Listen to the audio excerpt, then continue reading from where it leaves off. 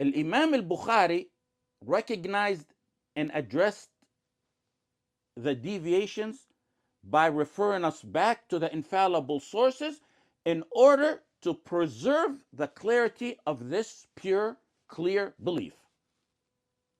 When other sources are used or new sources are introduced, flaws and disputes are inevitably introduced. Turning to sources other than the infallible sources will result in defects in the outcome. These are matters of the Ghayb. Did any Shaykh or any alim see Allah subhanahu wa ta'ala to describe him to us? Or to affirm some of Allah subhanahu wa ta'ala as attributes? Or to deny some of them? In these matters, there's no room for guesses, or for innovation, or for speculation.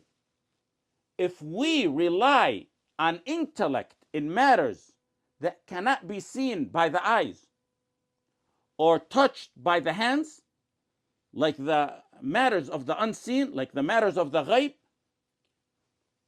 if we allow our minds to judge what's true and what's deviant in such matters, we're bound to fall into error. Everyone claims to return to the Qur'an and Sunnah, but not all truly do, as we're going to see in our study, inshallah. Few truly adhere to the Qur'an and Sunnah.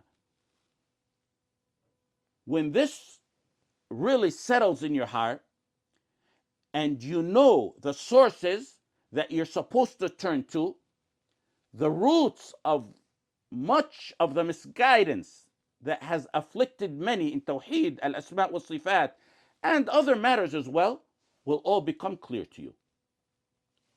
In this matter, and matters like this, independent reasoning and personal intellect are not valid sources.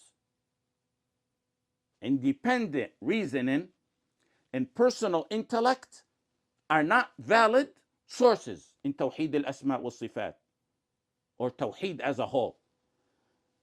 There's no place for personal reasoning in this matter, except to use the intellect to understand the Qur'an and Sunnah like the Salaf understood them.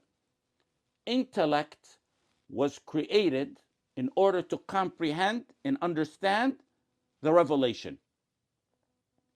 So how can it be justified to elevate intellect to the point that it becomes equal to or even greater than the Qur'an and Sunnah? Weak Ahādīth are not used in topics like this.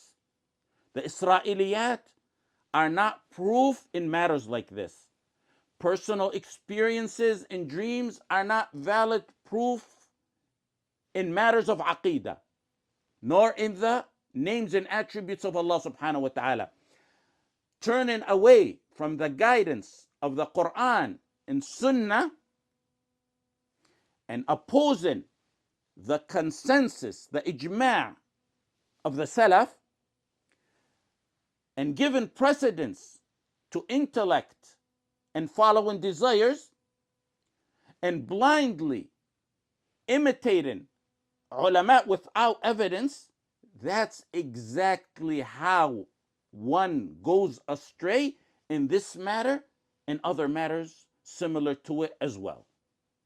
This is a certain definitive path that requires clear and certain proof.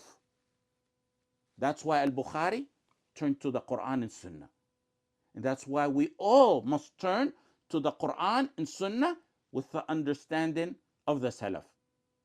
Our deen is built upon Tawḥīd. So it must be embraced with full accuracy. It's a matter of such significance that we live by it. We live by Tawḥīd. We die by it. We're willing to sacrifice our precious lives for it. And we advise others to uphold it. We deem our souls a small price for the sake of Tawḥīd and La ilaha illallah.